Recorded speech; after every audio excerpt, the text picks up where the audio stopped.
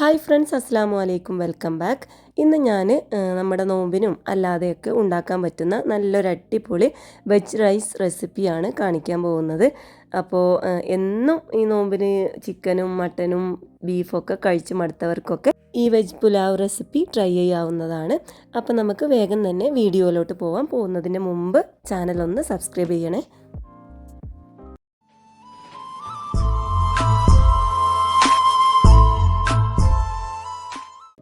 നോമ്പിന് നമ്മൾ മിക്കവാറും എന്നല്ല എല്ലാ ദിവസങ്ങളിലും നോൺ വെജ് ഇല്ലാത്ത ദിവസങ്ങൾ ഉണ്ടാവില്ല.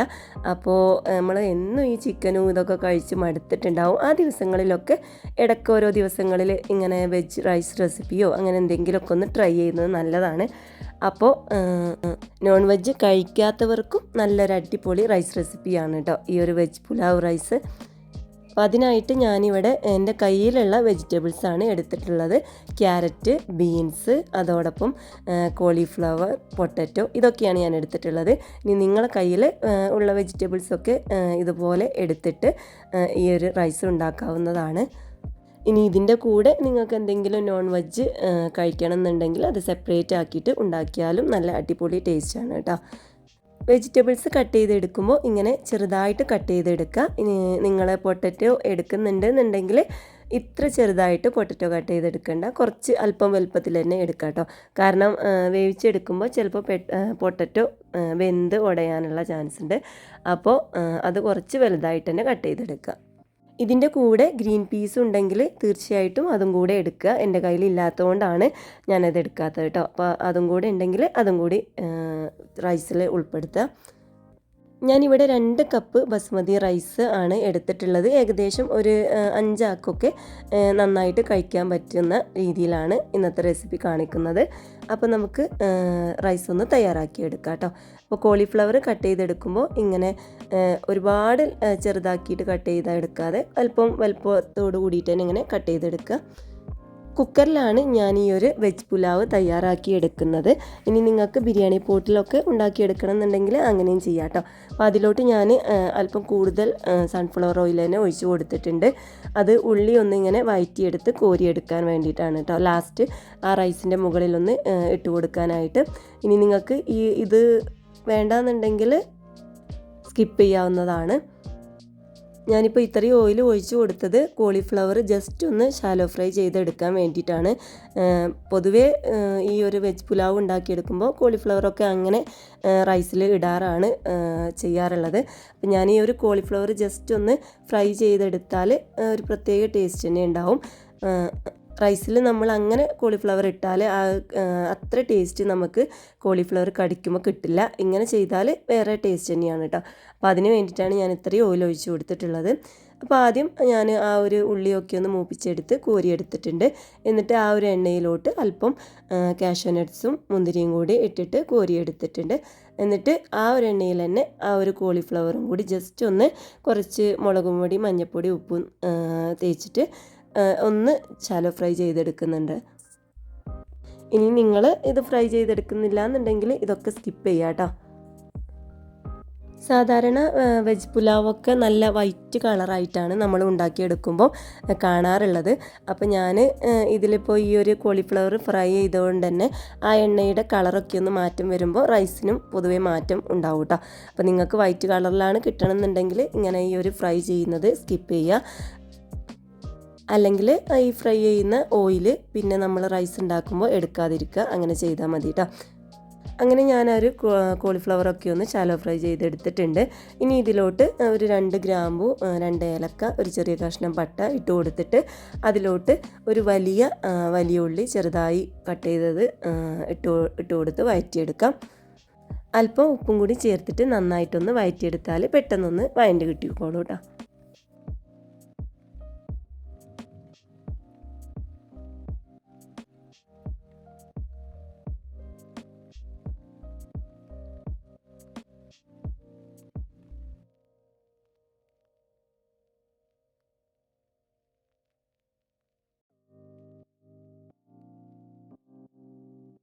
ഒരുപാട് വഴറ്റിയെടുക്കേണ്ട ആവശ്യമൊന്നുമില്ല. ജസ്റ്റ് ഒന്ന് ഉള്ളിയൊക്കെ ഒന്ന് വാടി കഴിഞ്ഞാൽ അതിലോട്ട് 1 ടീസ്പൂൺ ഇഞ്ചി ചതച്ചെടുത്തതും 1 ടീസ്പൂൺ വെളുത്തുള്ളി ചതച്ചെടുത്തതും കൂടി ഇട്ട് കൊടുക്കുക.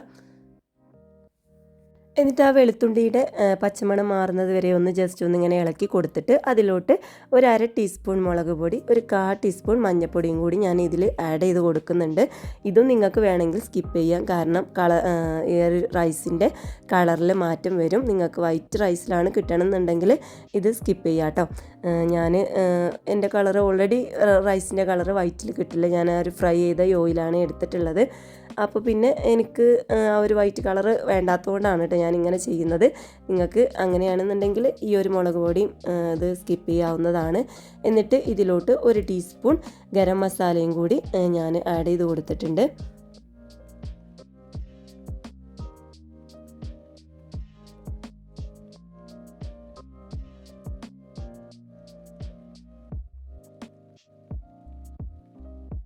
പൊടികളൊക്കെ ഒന്ന് എണ്ണയിലിട്ട് വഴറ്റി കഴിഞ്ഞാൽ പിന്നെ നമ്മൾ അരിഞ്ഞു വെച്ചിട്ടുള്ള ആ ഒരു വെജിറ്റബിൾസ് ഇതിലോട്ട് ഇട്ട് കൊടുക്കാം. ഞാനിവിടെ ബീൻസ്, ക്യാരറ്റും പൊട്ടറ്റോയും കൂടിയാണ് എടുത്തിട്ടുള്ളത് കേട്ടോ. അപ്പോൾ പൊട്ടറ്റോ ഞാൻ പറഞ്ഞതുപോലെ അല്പം കുറച്ച് വലുതാക്കിയിട്ടാണ് അരിഞ്ഞെടുത്തിട്ടുള്ളത്. നിങ്ങളുടെ കയ്യിൽ ഗ്രീൻ പീസ് ഉണ്ടെന്നുണ്ടെങ്കിൽ അതും കൂടി ഇട്ട് കൊടുക്കാം. ഇപ്പോൾ ഞാൻ കോളിഫ്ലവർ ഫ്രൈ ചെയ്ത് എടുത്ത് വെച്ചിട്ടുള്ളത് ഇതിൽ ഇപ്പോൾ ഇട്ട് കൊടുക്കുന്നില്ല. ലാസ്റ്റ് നമ്മൾ റൈസൊക്കെ ഉണ്ടാക്കിയിട്ട് ആ ഒരു ഉള്ളിയൊക്കെ ഇട്ട് കൊടുക്കുന്ന സമയത്താണ് കേട്ടോ കോളിഫ്ലവറും കൂടി ഇട്ട് കൊടുക്കുന്നത്. എന്നിട്ട് ഞാനിപ്പോൾ ഇവിടെ 2 കപ്പ് ബസ്മതി റൈസാണ് എടുത്തിട്ടുള്ളത്. അത് നന്നായിട്ടൊന്ന് വാഷ് ചെയ്തിട്ട് ഒരു അരമണിക്കൂർ സോക്ക് ചെയ്യാൻ വേണ്ടിയിട്ട് വെക്കണം. എന്നിട്ട് നന്നായിട്ടൊന്ന് വാഷ് ചെയ്ത് വെള്ളമൊക്കെ ഒന്ന് ഊറ്റിയെടുത്തിട്ട് ഈ ഒരു ഇതിലിട്ട് കൊടുത്തിട്ട് ജസ്റ്റ് ഒന്ന് ഒരു 2 മിനിറ്റൊക്കെ ഒന്ന് ഇങ്ങനെ വഴറ്റിയെടുക്കുക കേട്ടോ. വഴറ്റിയെടുക്കുമ്പോൾ അരിയൊന്നും ഉടഞ്ഞു പോവാതെ പ്രത്യേകം ശ്രദ്ധിക്കണം. പതുക്കെ ആയിട്ടൊന്ന് ഇങ്ങനെ വഴറ്റിയെടുക്കുക.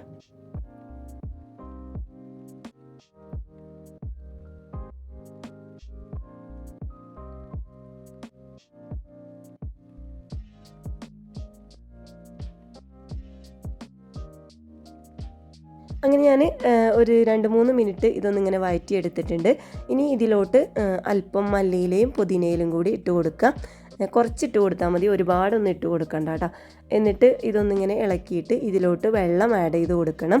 അപ്പം ഞാൻ 2 കപ്പ് ബസ്മതി റൈസ് എടുത്തിട്ടുണ്ട്. അപ്പോൾ ഒരു കപ്പിന് 1.5 കപ്പ് വെള്ളം എന്ന രീതിയിൽ 3 കപ്പ് വെള്ളമാണ് ഞാൻ ഇതിലോട്ട് ഒഴിച്ചു കൊടുക്കുന്നത്. അപ്പോൾ ഞാനിത് കുക്കറിൽ വെക്കുന്നത് കൊണ്ടാണ് 1 കപ്പിന് 1.5 കപ്പ് എടുത്തിട്ടുള്ളത് കേട്ടോ. ഇനി നിങ്ങൾ ബിരിയാണി പോട്ടിലാണ് ഉണ്ടാക്കുന്നതെന്നുണ്ടെങ്കിൽ 1 കപ്പിന് 2 കപ്പ് വെള്ളം എടുത്താൽ മതിയാവും. എന്നിട്ട് ഇത് നന്നായിട്ടൊന്നിങ്ങനെ ഇളക്കി മിക്സാക്കിയിട്ട് ഇതിൽ ഉപ്പിൻ്റെ അളവൊക്കെ ഒന്ന് നോക്കിയിട്ട് പാകത്തിനുള്ള ഉപ്പും കൂടി വേണമെന്നുണ്ടെങ്കിൽ ഇട്ട് കൊടുക്കാം. ഉപ്പൊക്കെ ഒന്ന് കറക്റ്റായി കഴിഞ്ഞാൽ ലാസ്റ്റിൽ ഒരു ടേബിൾ സ്പൂൺ ലെമൺ ജ്യൂസും കൂടി ഇതിലോട്ട് ഒഴിച്ച് കൊടുക്കുക. ഇങ്ങനെ ചെയ്താൽ നമ്മൾ ഈ ഒരു റൈസ് വെന്ത് കഴിഞ്ഞാൽ പരസ്പരം ഒട്ടിപ്പിടിക്കാതെ നല്ല ഇതിൽ തന്നെ കിട്ടും കേട്ടോ. അപ്പോൾ അങ്ങനെ ലെമൺ ജ്യൂസ് ഒഴിച്ച് കൊടുക്കുക. എന്നിട്ടൊന്നിങ്ങനെ ഇളക്കി കൊടുത്തിട്ട് ഈ വെള്ളമൊക്കെ ഒന്നിങ്ങനെ തിളച്ച് വരുമ്പോൾ കുക്കർ അടച്ച് വെച്ച് ഒരു വിസിൽ ഫുൾ ഫ്ലെയിമിൽ ഒരു വിസിലടിച്ചാൽ ഫ്ലെയിം ഓഫ് ചെയ്യുക.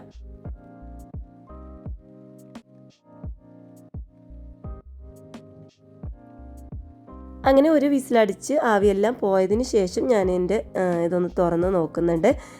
നിങ്ങൾ വിസിൽ അടിച്ചു കഴിഞ്ഞാൽ ആവിയെല്ലാം പോയ ഉടനെ തന്നെ ഇതിങ്ങനെ തുറന്നൊന്ന് ഇളക്കി കൊടുക്കണം.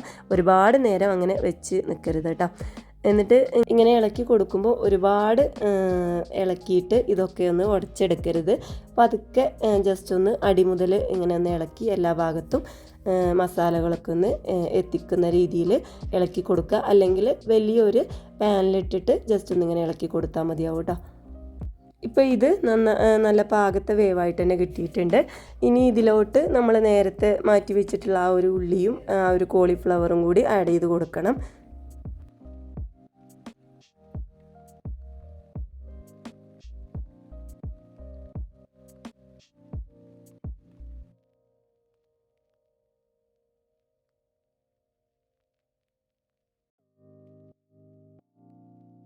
ഇനി ലാസ്റ്റിൽ ഞാൻ ഇതിലോട്ട് ഒരു ടേബിൾ സ്പൂൺ നെയ്യ് ആഡ് ചെയ്ത് കൊടുക്കുന്നുണ്ട്.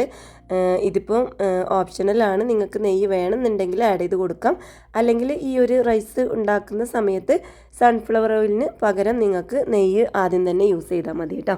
അപ്പോൾ ഈ ഒരു നെയ്യിൻ്റെ ടേസ്റ്റ് കിട്ടാൻ വേണ്ടിയിട്ടാണ് ഇപ്പോൾ ഞാൻ ലാസ്റ്റ് കുറച്ചൊന്ന് അതിൻ്റെ മുകളിലോട്ട് ഇങ്ങനെ ഒഴിച്ചു കൊടുത്ത് ഇളക്കി കൊടുക്കുന്നത്. അങ്ങനെ നല്ല ടേസ്റ്റി ആയിട്ടുള്ള വെജ് പുലാവ് ഇവിടെ റെഡി ആയിട്ടുണ്ട്. ചിക്കനൊന്നും ഇല്ലാത്ത സമയങ്ങളിലും ഒക്കെ ഒന്ന് തീർച്ചയായിട്ടും ഈ ഒരു റൈസ് റെസിപ്പി ട്രൈ ചെയ്ത് നോക്കുക.